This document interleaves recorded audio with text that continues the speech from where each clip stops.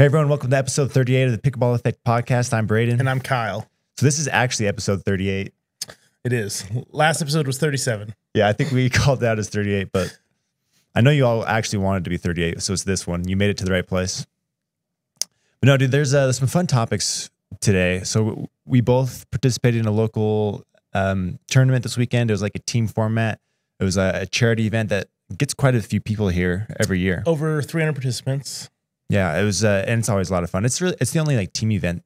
The only big one we do for sure. Yeah. So we're going to talk about that, the format, how we played, the paddles we play with. I did a little paddle experiment. Kyle's playing with the Shogun, so he'll have some thoughts there. And then of course there was the YOLA ban delisting thing. And that had a little effect on the NAMI tournament too as well. Yeah, there was a little drama right before it started. Yeah, so anyways, we'll talk about that. That was funny, dude. That like blew up and it ended up being not as big of a deal as people kind of made it out to be. I mean, it is a big deal, but it wasn't for like the reasons people thought. And then you attended the USAP meeting today with all the brands discussing the new tests, and they gave them like a tour of the lab. Virtually, we didn't get that. I learned some interesting stuff about that lab. We'll get into that when we get there, but yeah, then we'll finish off with that. So yeah. I listened to a piece of it. You listened to you're the one that did the homework there. So all day. Really interested to hear your thoughts there. Cause then there's the UPA-A thing that was announced this week too. So that was a big deal. And I want to talk about that, but let's start with NAMI, dude. So NAMI is NAMI. It's a, do you know the specifics of the charity and like, it's to address mental health. I'm trying to remember what it stands for. National. Oh man, I don't even know. I don't know what it stands for. Yeah, there's a local gal here that is tied to it from family events, and so she started doing this pickleball event. This was the 4th year, I think, and it was kind of to honor her brother. She has a whole story behind that. You can go check it out. I think she actually writes it up on her website. Yeah, it's super cool. Yeah, and again, we get lots of sponsors, lots of raffles. We raise a ton of money. It's a lot of fun. My wife donates money back from her services. She was there doing IVs and stuff. And I never got one, dude. You didn't get an IV? Well, so she donated. She actually did a lot of B12 shots and IVs, and she was actually able to donate like an extra, I think $300 or $400 back to NAMI. So that's cool. Yeah, super cool. So yeah, she and I were talking about it. She mentioned how last year she was doing the services and then would ask for a donation, but this year she built in the donation into the fee, which I think was smart and raised more money that way. But yeah, super cool that your wife's a part of that. And dude, your wife's just crushing it. Hey, she's working hard. She started her own clinic, just kicking butt and taking names. It's awesome what she's doing. Okay, but yeah, let's talk about this event. So we both played. It was Saturday, Sunday. Saturday was mixed. Sunday was gender doubles. We were actually in the same pool for men's, but the format was like MLP style. So everyone had you had your team of 4 players. And then you play 4 matches, and then if it's tied 2-2 at the end of the 4 matches, you do the Dream Breaker. But we do it doubles instead of singles. Yep. And so I did 2 Dream Breakers. Did you do any? No Dream Breakers. You never did one? But they followed the same format, like scoring wise, as they did at the last MLP. So it was, except they only played at 21. So it was rally scoring to 21, no freeze. What did you think of that? I'm not a fan of no freeze because I'm not a fan of you losing on your serve. Yeah, wasn't that weird? It just feels so like to lose on your serve feels wrong. Yeah, I didn't like that. I'm definitely a fan of the freeze. I mean, rally scoring is it's difficult to find a groove and get into the motion of things anyways. And then if you get behind, like you're like toast. Yeah, if somebody gets up on you 3 or 4 points, it just feels like, unless there's like a huge disparity that happens during the match. Because I feel like even in our most games were decently close. Yeah. That if somebody got up 4 points, they're gonna take it. Yeah, and like if you were to take those 21 points that were scored and transfer it to like traditional scoring, the traditional score would probably be like 4-2 or something like that. Yeah. It'd be interesting. That'd be an interesting thing to see. It would be fun to see like the results of that and then one year go traditional and just see how different, like if it was the same teams. Like I'd be interested to see same teams traditional versus same teams rally if there's like a huge difference in results. I think there would be, but yeah, it could be. And yeah, I understand the rally scoring for the just keeping things moving, things predictable, because it was a long day even with the rally scoring. Like we started at 2:30 Sunday, finished at, I think I got home around like 10:30. Oh, Like it was late. that is late. That's because I was playing longer than you. Absolutely, you were. You got to win to stay. You got to win to stay. Well, no, and what's funny is we even were supposed to play another match, and the team we wanted to play, because we were playing for like whatever, like we were like the silver pool. They were like, we don't want to play anymore. They just so we had quits? another game. They just called it quits. But no, they were cool about making sure everyone got games. Lots of play. If you fell into the constellation, like it was just a really fun event, and everyone's always really cool with this one. Like it's a little more laid back, but you still feel that competitive fire. Like, yeah, you don't want to lose. It's so funny. Like it's just this local event. You know everyone you're playing, and you still get tense. Absolutely. Tournaments just do that too, but it's kind of the fun of tournaments. But yeah, I wasn't crazy about the rally. I mean, I'm okay with rally scoring. I did not like the freeze. Really hard to come back. Yeah. Yeah, I wasn't a fan of that. And then, so we were in the same pool on men's day, and there was one moment where you should have just tagged me. I had you. You jumped Ernie. The ball was right there. You were 2 feet in front of me, and I'm like, the right shot here is to hit Braydon. It wasn't gotta hit him. It wasn't an Ernie. Well, at least how I remember it. Maybe I remember it wrong, but like you hit a good shot. Yeah. And then, or did you just have to run over there to get it? Yes, I was on the baseline. I hit a drop, and then you just like hit a soft under the kitchen. One. So I'm like sprinting to get it, and I'm on the right side. I touched it over the net, but I was kind of had my momentum carrying me. It's like I was standing pretty close to the net. You were right there. I was like 2 feet from you. Yeah, 2 feet. All I had to do was flick it, and I flicked it, and I hit the net post, like the very tip of the net post. I was so sick. That's the only shot I wanted to hit that whole day. Oh, dude, like I wanted you to hit me. That was my goal, to hit you. Just so that you could talk about it here. And instead we're talking about my failure. Oh, but we were like going at each other, and it was really fun. But that moment, I was like, I saw it coming. I knew you were gonna try and peg me, and I was just like ready for it. And then you missed. And then I missed. I know. I love that you were like running off the court there every time I served. I was like, he's gonna nasty Nelson me, so you can talk about it. I'm gonna stay off the court. I literally, you called it right, because I was thinking that. I was like, I'm gonna look for an opportunity, and like every time I served, you're like running away from me. But that was fun. And then you were playing with the Shogun, so you just barely got the Shogun this week. Yep. This is bread and butters. There's been a decent amount of chatter about that recently. What do you think? So I feel like it plays very similar to the Filth. I didn't feel like there was necessarily a bunch more power or a bunch less. The only like real difference I felt, which was a pro to me, was kind of the impact feel. Like it's definitely a softer feel on the face than I feel like the Filth's a little more, say, harsh. And it's kind of a bad word, a little stiffer, harsher, stiff. Where I felt like it's that titanium definitely softens it up a little bit. But plenty of put away power. I do feel like, because I'd been playing a standard shape and a hybrid shape, and then I went back to an elongated shape with the Shogun, I felt like my overheads were more powerful. Yeah, I think it's naturally just going to do that just because of the shape. But I do think that one's a little juicier than bread and butter's other offerings. So it was good. I had fun with it. Do you think you're going to stick with it? Yeah, I think so. And what's funny is I was actually telling Doug that I had like 3 people message me after the tournament, like, hey, you got any demos of the Shogun? So they must have liked it too. Yeah, I had the very same impression. So when you actually look at the numbers of the Shogun compared to the Fifth, like swing weight, static weight, tools, like it's all very, very similar. Has the same elongated handle, elongated shape. And then like the power, I thought the power and control output was very, very similar. Okay. Like now I haven't spent a ton of time with the Shogun, but my first impression was like, okay, this plays, like same style as the Filth, but like you mentioned, it feels better. Yeah. Like it feels good. I don't know what it is. Gotta be the titanium. No, but like is like it's a little plusher, but like it's a very intuitive feel. Whereas like you said, like it's a little stiffer on the Filth, and it's nice. And so it's kind of cool that you can maintain those same attributes, but give you something a little softer, a little more plush, something that's easier to connect with. And so I think it's cool that way, but like, I don't necessarily think it's like this revolution, but it's a nice upgrade. Yeah, exactly. Like I can see them just deleting the Filth and keeping the Shogun. Running with the Shogun, yeah. Or making room for the Filth 2.0.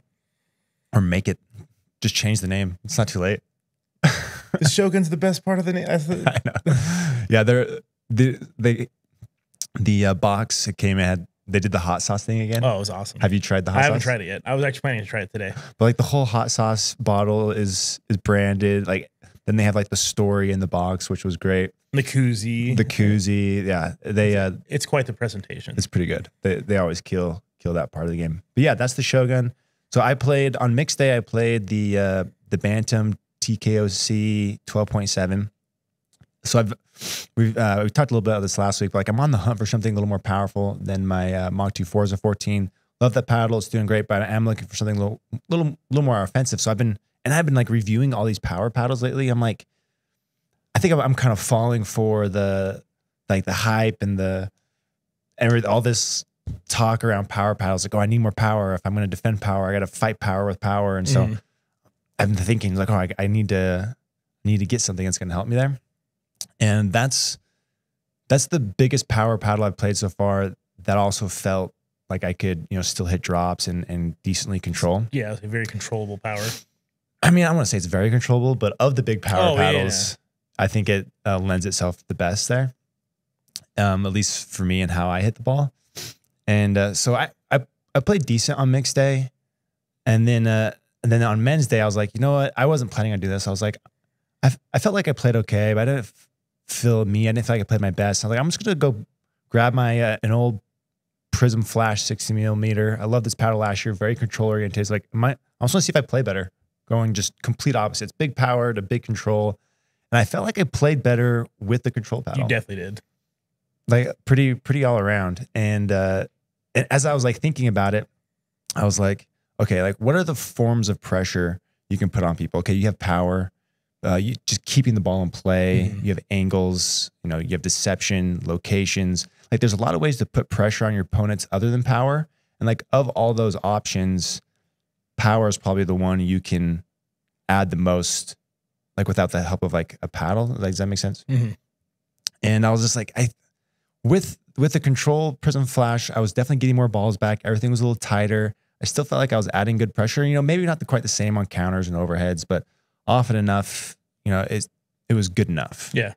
Plus, you were the reset guy. Your other guy was the guy with the power. True. Like when I'm on the right, like my role is just to kind of keep it alive and just, apply pressure, but it's not necessarily my job to win points. Yeah. And so like I was kind of expecting the other way around. I don't know. I've just been so big on power paddles that like I thought that's what I wanted, but now I'm like, oh man, maybe I need to back off that and kind of accept your role. Accept my role and my style with like those paddles I did. I played so much better. And it's it brings up this question I want to ask you to see what your thoughts are, because I have some thoughts on it too. So like when I'm thinking of like a paddle that I want to get, do you get a paddle that like accentuates your strengths or one that kind of makes up for some of your weaknesses? Before this weekend, I would have said, get something that kind of helps with your weaknesses. So me, like I'm not a big power player, so get something that can kind of help me there. What are your thoughts on that? I see it a couple different ways. If you have accepted your role as a right sider and you're a control guy, then yeah, I think you should accentuate your control, your resets, all that stuff. If you're trying to switch role, like if your goal is to be that big left side power guy, then maybe you do get a paddle that helps you grow in that, but accepting that it's probably going to bring your game down in that process. So it all depends on what you're trying to build. I mean, I think it depends on your ultimate goal. If your goal is just to play good pickleball and not like really take it to your next level, just grab something that accentuates your strengths you currently have. But I think if you're trying to switch roles, I mean, that's a tough question. I think it depends on I say it depends on the person. Yeah, but like, I think it's a good general question to ask, and it's a tough one to answer. And I mean, I don't necessarily think that it depends on, if you're right side or left side. Like you can still add pressure on the right. That's like true. you can take on and do different things in different places on the court. But yeah, I think before I would have said, yeah, get a paddle that, kind of makes up for your lack in one area. And so now I'm kind of thinking, maybe you need something. I mean, I don't think it's either all power, all control. It's something, okay, I need a little more power, but maybe I go for an all court rather than a power, but yeah, not just going all in on something that's trying to mask or lift up your weakness. And because it's my strengths that are going to win matches. Yes. And I think leaning into that and getting a paddle that suits that and doesn't take your strengths away or diminish them at all is important. So I need to find a paddle that's going to give me a little more power, but doesn't diminish what I'm really good at. And I felt like, although I really like the TKOC 12.7, I did feel like it kind of took away some of what I was good at. Although there were definitely moments where I had strong counters, big putaways, but I think overall, I think I won more points with the control. I think so. Versus I mean, I watched TKO. again because we didn't play at the same time mixed day. And I watched, like, your resets were higher. Like, everything was a little higher, I feel like, with the TKO versus the Prism. And like part of me still wants to be like, okay, just go drill, go figure out that paddle. And like I've put a decent amount of time into it now, and like it's definitely in a better place than where I was when I started, but I don't know if I'll be able to get it to where I am with the Prism Flash, especially given how often I switch paddles. But yeah, that's kind of where I'm at right now. So now I'm thinking, okay, probably an all court paddle is going to be where you settle, where I settle instead of going for that big paddle. I mean, I've just been so hungry for the power. It's so fun too. It Like, is. It's fun to smash the ball. And especially in a tournament setting, like with the power paddle, like when I'm on the move, like if I'm not set up, like my feet aren't in the right spot, and if I don't have like the time to, to hit a drop or whatever, or like if I'm not in a good position with the TKO, that's when I'm leading it up more. Whereas with the Prism, like I could be in awkward places and still hit a nice drop. Like it was more forgiving. I don't know, I was able to pull shots off with it in awkward positions when I'm defending or moving, or just for whatever reason. You're able to bail yourself out of bad situations a little better. And whereas with the TKO, like if I got into like a compromised position, I lost way more than I was able to neutralize. Whereas with the Prism Flash, I was able to neutralize, stay in points, and keep the pressure on. And I talked to Abe, so obviously I play with Abe a lot, and he mentioned the same thing. He's like, yeah, you played a lot better with the control. And he's like, I still felt pressure from you. He's like, there was still, it's not, power isn't everything, right? Like it's a combination of things. Although there was one moment at the, this was for the bronze medal match. We were doing the Dream Breaker. We were down 14-13, playing to 15. Okay. So I speed one up down the line, and I got a really nice pop up. If I hit it, it ties us at 14, which is a big deal because it went by 2. Yep. So I get a nice pop up, and I put it. It was kind of an awkward spot, but I put a decent ball on it. But they were able to handle it and get it back, neutralize, and start going again. And I was like, ooh, if I had the TKOC at that moment, you were like, it's done. It would have been done. Yeah. But I still think more often than not, at least for me, something with a little more forgiveness and control is going to benefit me. Maybe you use the control paddle and you just hit the weight room more. And I've been trying. I'm trying, Kyle. I promise. That's awesome. I haven't been gaining weight, dude. You got to eat more. I need to eat more. I really think that's it. But I don't know. I feel good physically. Been doing the Connor Dickerson thing for a bit, and it's actually been fun. We'll talk more about it another day, but I have been enjoying that. Anyways, that's a good question. Should a paddle, fit your strengths or make up for your weaknesses? Let us know your guys' thoughts, because I think it's an important question.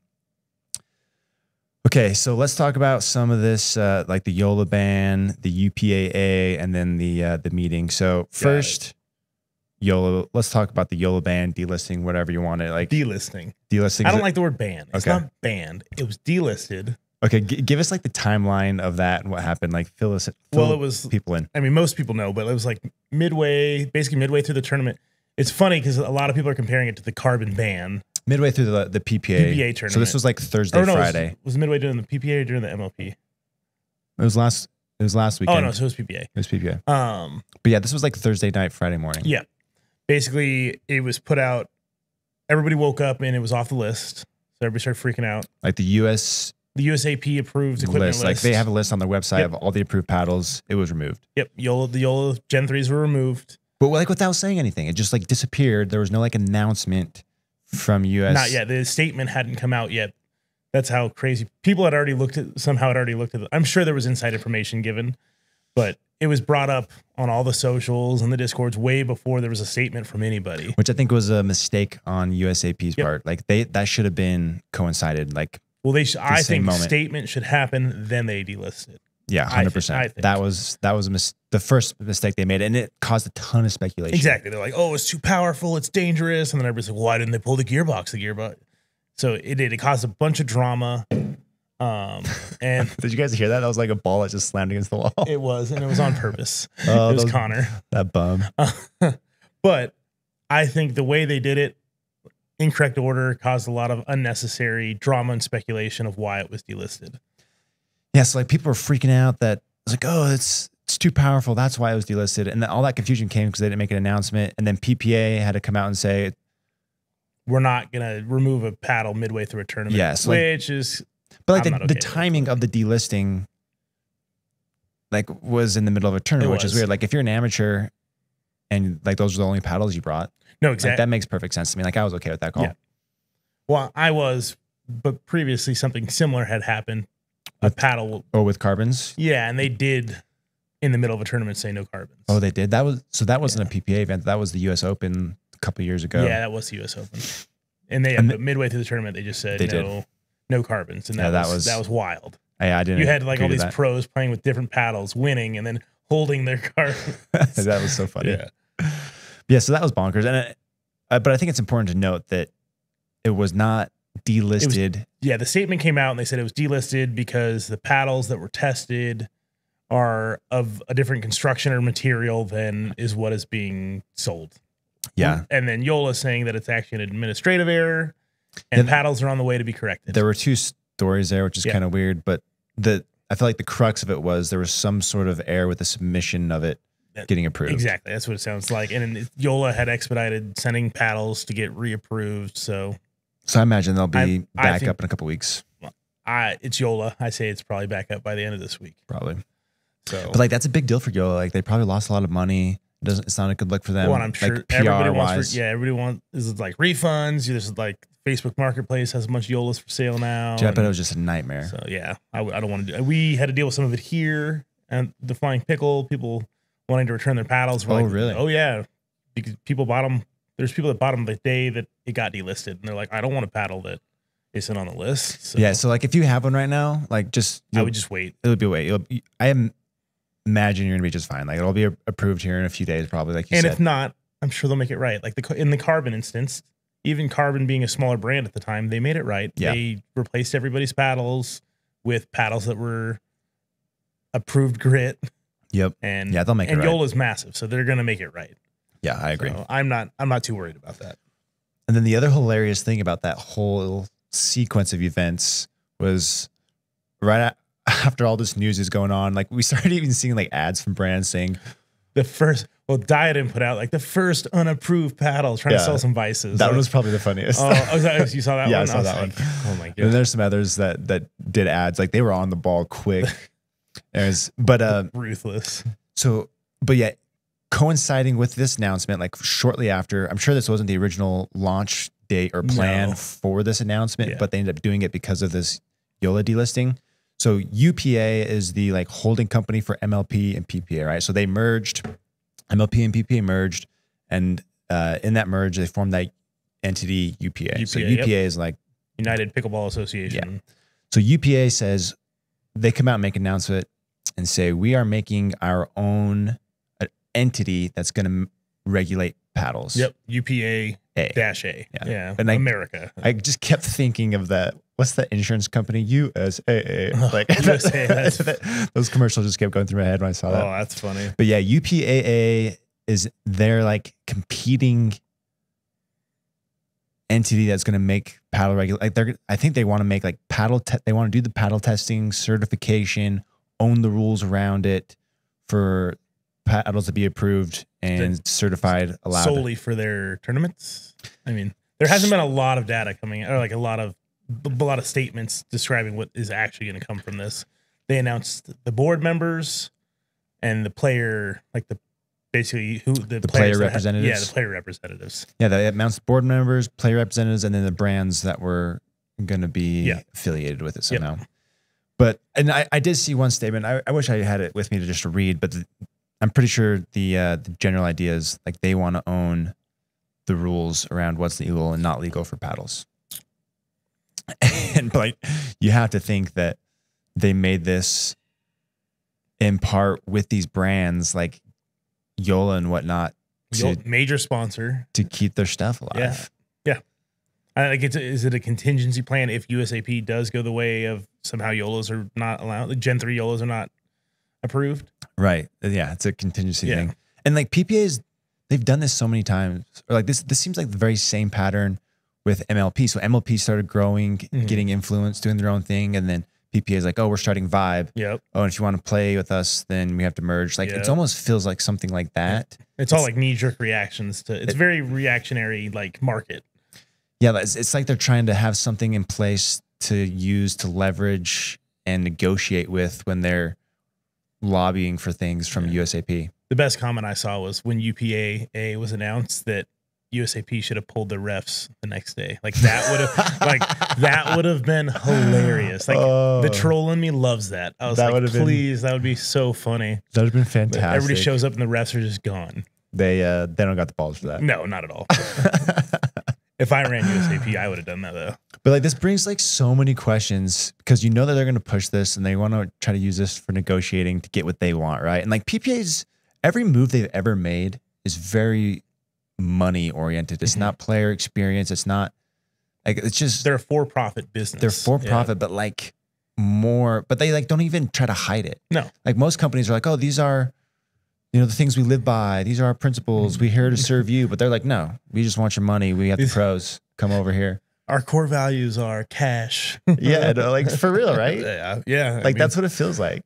And so you know that they're not making this in the best interest of the game. Like it's for them. It doesn't feel that way, at least. And as a brand, I'd be like, if I was a brand, I'd be terrified because it's like, do you have to pick one side or the other? Do you have to get like dual stamps? Like, yeah, like, it adds like a whole nother, like, it's terrible. Yeah. What are they going to do? Like, are there going to be 2 sets of rules for paddles? And now all of a sudden you have to pay $2,000 to get approved on each one. And like, if they are different rules, then you can only use this set of paddles for PPA, this set for all other events. Like it muddies the waters quite a bit. And no, and then another thing is like UPA-A could say that like you can only have one stamp. Like they could put some kind of pressure on where if like you have to pick sides.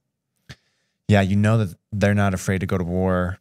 And like they're almost leveraging the like kind of bad reputation that USAP is right now. Like they're kind of like there's a lot like the spotlight's on them right now because there's like this influx of the game with the power and regulating paddle. Like it's a big moment for pickleball, and USAP doesn't look great to the public eye. Like their brand is kind of been taking a hit. Yes, and they're taking advantage of that. I think so, capitalizing on it. Yeah, that's a great question. Like the certification, the different sets of rules. Well, then like APP aligns with USAP, and they always have. So yeah, I don't know if I don't know. Do you have any other thoughts on this? I just feel like there's so many questions. I listened to the meeting today, and I don't know if it was Carl. One of the guys talks about kind of that they would rather work together, and like their goal is to grow pickleball, the sport, and how like they don't want to be like these competing entities. But yeah, it puts a lot of pressure now on USAP. Like it makes it hard for them to be an independent entity that makes these rules to protect the game and the sport when you have all this outside influence now, because they're like threatening the existence of USAP, and they're getting strong armed, and they have to cooperate if they want to stay around. Yeah, it's gonna be an interesting few. Which makes I feel like it should be a few weeks before we do. Like, I don't think it's gonna be months. I feel like this stuff has to happen pretty quickly. Yeah. Like you can't have just for companies like branding and manufacturing sake. Like you cannot be developing paddles for 2 different rule sets. It's too much. Yeah. Yeah, I imagine that'll get resolved quickly. But that makes me think that like YOLA's gearbox, these high power paddles aren't going anywhere. No, I think. No, if you saw the list of who's in the UPA-A, I mean, they're lobbying for power. Well, I've actually heard that Selkirk does not want to chase the big power paddles. Well, they haven't made one, so they must not be. No, and I've heard they're actually kind of vocal against the big power paddles. So I did a poll on my Instagram this week, asking, just doing like a mood check. Like if you were in charge of paddle regulations, would you cap the power limit where it is now, or would you delist the current power paddles, saying those are too much, let's get rid of them, let's tone it down? And let me pull up the results. There was like, oh yeah, because I saw them early, so I wonder how'd they end up. There was like 600 people or something that took the poll. Oh no, dude. Did you delete it? I screenshot it, but I must delete it. But it was like 65-35. 65 said, oh crap, which way was it? I think it was 65 was too much power. Like 65 said remove it. Yeah. 35. Oh, here it is. Yeah, 64 said yes, remove it. They're too powerful. 36% said no, it's keep the power, it's fine. I would have guessed that more people would have been in the too powerful camp. Like that's close enough to me where I say that we should. I mean that could be the line. Yeah, I think that's enough for. Yeah, you could draw the line at the YOLAs and not ruffle too many feathers. But yeah, so the 4, 5, 6, about 630 people took the quiz. So this is a pretty good sample size. And yeah, 64 said yes, too powerful. 36 said no. What did you vote? I don't remember. I said too powerful. I think too powerful. Yeah. Yeah, I don't know, man. I do think I'm adjusting to it, even with like the control paddle at the tournament this weekend, and you had some of these big hitters with the YOLOs smacking it. And I was dealing with it better than I had in previous weeks. Mm-hmm. Like I've been working on that, on dealing with that, and I think I was able to manage it better. Like I'm not to where I want to be, but I do think I can adjust and manage it. And the pros are always, they seem to be managing it well. It's just, I need to go watch some lower, like the 3-0, like the 4-0. Like I want to see what happens when they're playing with those paddles. Like I don't, like, can they manage it, or is that where the I did hear from somebody that if you go look at the below the pro now, there's a ton of Gen 3s on the podium right now. Just like tons. Oh, they're just winning. Yeah. Yeah, and I do wonder if that will change over time as people adjust and get better. Did you see there was a memes of Pickleball like had a joke about after the Gen 3 being banned, and like it was like people going back to being 4.5s. I'm a legit 4.5 right now. It was pretty funny. They're talking about me. I went down. I went down with all this change. But I'm gonna fight my way back up. Okay, let's shift gears. So talk about the USAP meeting today. This is all the brands talking about the new tests and things coming out. Yep. How did that go? So this morning they started the meeting. They did it like in person and virtually. Obviously, I did it virtually because I'm in Boise. They did like their opening remarks, kind of, talking about USAP being a nonprofit, growing the game. They did talk a little bit about how small the pro and tournament scene is in comparison to like rec play. And they talked about how there's like 13 million players like playing rec play, like just not tournament goers, that they feel they need to do better job basically providing services to, and that they have a new membership. They're calling it like membership 2.0 that's coming out, where they're going to address where they feel like they're lacking in terms of addressing like the normal pickleball players. They didn't really give much about that, but that was all in their opening remarks. So you have to pay money to get news from them? I don't know if it's going to be news, but like, because right now, if you pay for your membership, I mean, I pay for mine. What do we actually get? I used to pay for it. I'm not a member anymore. It used to be you have to have one to like register for tournaments. Sanctioned tournaments. But how many sanctioned tournaments are? I don't play in them anymore. Like I haven't played in one in ages. That's what I'm saying. I haven't paid my whatever, like $80 fee or something. So I think they know that, and they're trying to address that. So okay, that's just a money play. All right. So, well, services like what services are they going to provide? Like they said, like content, and so I don't know. So I don't know if it's going to be like instructional type stuff or okay, what they're going to bring to the masses for their money. Then they talked about all the tests, the new tests, the core tests. They showed it, which was pretty sweet. Yeah, what did it look like? So they had like, it was like a Selkirk paddle in like a cradle, and then they have like an air cannon that shoots the ball at 60 miles per hour. The ball has no holes, and then it basically hits the sweet spot of the paddle. And I have screenshots we can go over. Like I actually have where it shows like the calculation of how they do it, but that's basically how they do it. Is they shoot it with an air cannon at 60 miles per hour. Did they say why they're using a different kind of ball instead of a pickleball? So they tried it with the Holy Ball, and they said that based on where it hits, it basically changes way too much. So it's just more consistent. Way more consistent for their tests, which makes a lot of sense.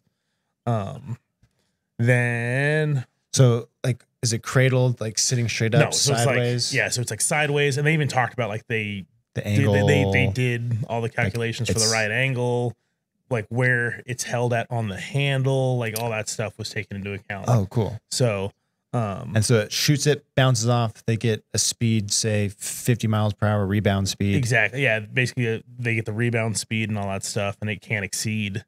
I don't remember what the exact numbers were, but it was like if it hits it at 60, it can't come back at 65. So they had a line, like a potential line already. Like, well, they were.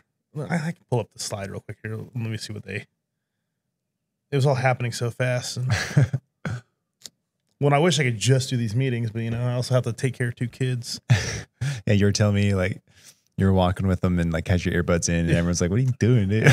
My wife's like, "Why are you wearing your earbuds all day?" Pickleball laws. Yeah, so basically they set like an average. The average was 0.39, whatever this metric they're measuring, and then the max was like 0.46. Oh, so it wasn't like just a generic 50 miles per hour. Or something? But they showed you like a majority of the paddles, like the outliers are actually very small. Like two paddles were like super high versus 21 paddles being right in the middle. Okay, so maybe powers aren't as powerful as we think they are. Yeah. So we'll see how that goes. Okay, that's interesting. Then they talked about the optical scan tests for the roughness. Where'd we go? Which that was pretty interesting. I mean, I think I saw a picture of that. It looks kind of cool. Yeah. No, and that's the thing. They did show in all the slides, and they are going to release the slides. They said they're not going to release the meeting was not recorded, but they did say they were going to put the slides out there.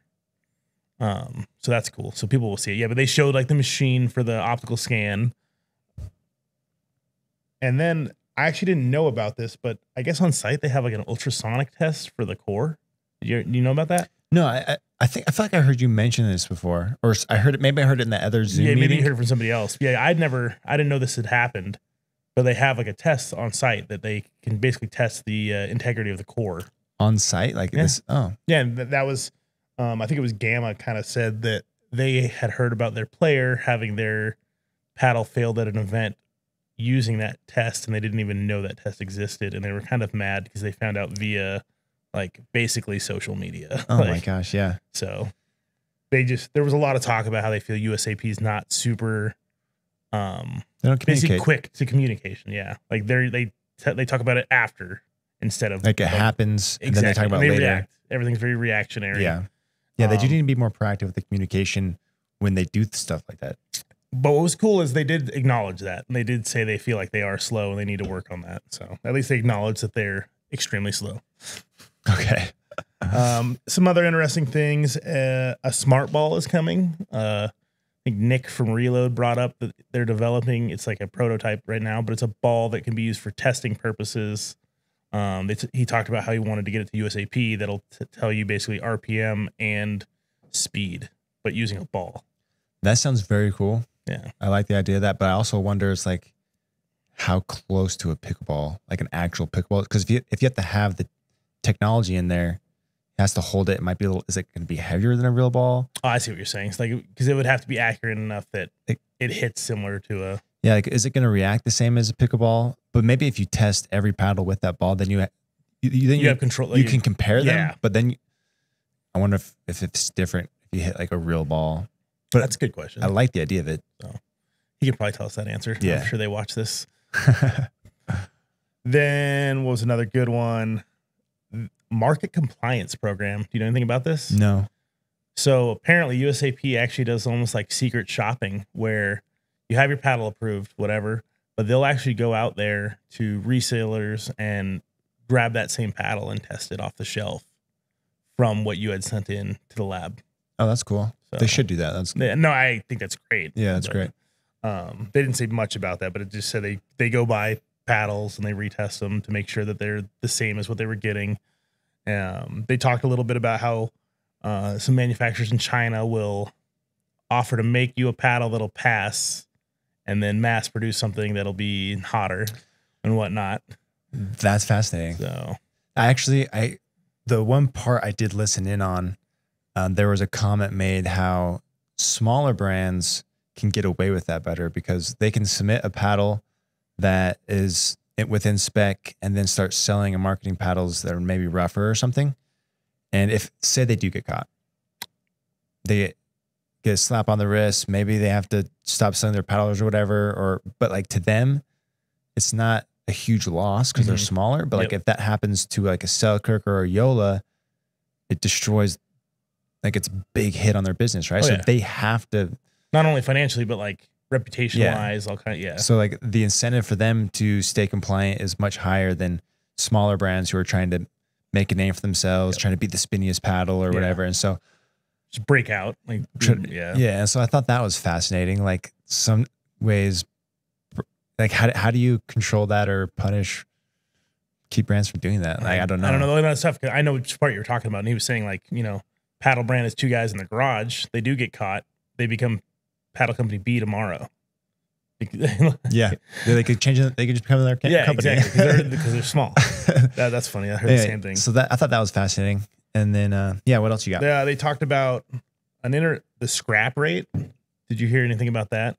So they were asking like when they were talking about like QC and stuff, like how many of these paddles, like the amount of paddles that are actually being deemed not okay, like from the manufacturer, like in China, like what's their scrap rate? And they said a lot of people don't have answers for that, which they should, like more paddles should be getting scrapped. And then he was talking about how some of them that might be scrapped, they're still selling them to other brands that just slap their logo on. Oh, just so because they're trying not to scrap paddles. Yeah, they want to sell the paddles and make money. I thought that was pretty interesting. They don't care about the rules. No. I thought that was hilarious. That is interesting. But timeline wise, they didn't really give. What I did not like that I heard was they basically said that big brands are asking for almost a year before like power testing is put into place. Like they want it to be rolled out that slow. And they talk about how this is why I made a comment in the chat during the meeting, because he talks about how that affects big brands, their supply chain, logistics, their forecasting and stuff. And I was like, as the governing body, if we're passing a rule that is essentially addressing safety, why do we care about anything related to that brand as far as money? I don't. I don't think you should care at all.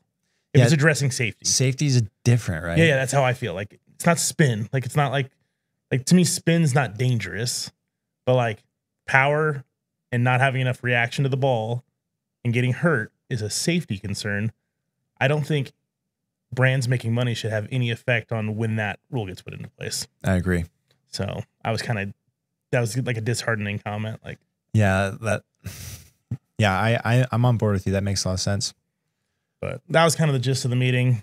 There was a lot of timelines put into place. And was there any comments about addressing the issues of paddles like getting hotter over time? Oh, did we turn off? Oh, did we? We lost an angle? Uh-oh. That's okay. That's fine. We got two angles. Yeah. Or we'll just go to the middle one. So they did talk about like compliance testing. Like they don't have anything yet. You're talking about like after it's been in the field. Yeah, after it's been in the field. They do know that's an issue and they want to address that. But they don't have any. They don't have anything. Any answers for it yet? No. I feel like that one needs to be addressed quicker than the power issue. It's like you have roll out this power over a year. Okay, whatever. But if we can't keep paddles within like their approval state after you play with them, like that's an issue to me. Absolutely. And they need to figure that out. They do. That's a tricky one. Like I don't know what the answer is. Maybe they need to like. I've seen machines from brands like 6-0 and Rhombus where they kind of advertise their paddles getting like hit against a ball like 1,000 times to test the durability of the paddles. Wonder if they could do something like that. Maybe a couple people talked about that. Oh, they were talking about it in Discord too. Like, does a 10,000 hit? Like what? How many hits? Like. Yeah, if you have to do that for every paddle you test, though, like that's expensive, I bet. Absolutely. And USAP is very conscious of how much it costs, and then like you can't have. I don't know. Maybe having paddles, cost $5,000 to be approved is that a good thing or bad thing? Yeah, I don't know. I see it both ways. If you raise the barrier of entry, you'll have less people basically putting junk out there. Yeah, less garage guys. Yeah. Which, again, I'm one that likes innovation. I like new brands, but then I guess that you got to put more skin into the game. So I'm actually not super opposed to that, but then I also don't want to just like line people's pockets either. So it's like a tough one for me. Yeah. Yeah, I'm all about innovation and trying to make it happen. Like you want people to make good companies and good paddles, but at the same time, you gotta protect the sport. Yeah. And I feel like if it's going to cost more money, then like, so be it. Yeah. And my favorite comment from the entire meeting was from Nick at Reload, saying that basically he's tired of finding out about failed paddles from podcasts and USAP not doing shit. Like, yeah, it was, which is, I mean, it's true. Like, again, USAP should be like, this information should be coming from them before it comes from us. 100%, right? Like, we shouldn't be finding out about like piles of paddles failing, and like the news should be broke by the governing body. Agree. And when it's not by the governing body, then you get like only like half-informed takes. Exactly. And it muddies it even more. And yeah, because I mean, we only get what we get given. Yeah. From. So we have to speculate off of half the information, really. From the source we have. Yeah, sources. Yeah, like we have, like you have friends that are like close to the situations. Yeah. But again, they only have half the it's story. still secondhand information. Exactly. Where it should be like transparency. I mean, that's the bottom line. Yeah. But I do feel like we're at this influx right now for the sport with the paddles. I think this is a big deal, and it needs to be done right, and we'll see who ends up doing it right, because someone's got to figure it out. Yeah. There you go. That concludes. That wraps it up. Yeah. That concludes this episode. Thanks everyone for joining. Have a great day. Yep. See you later.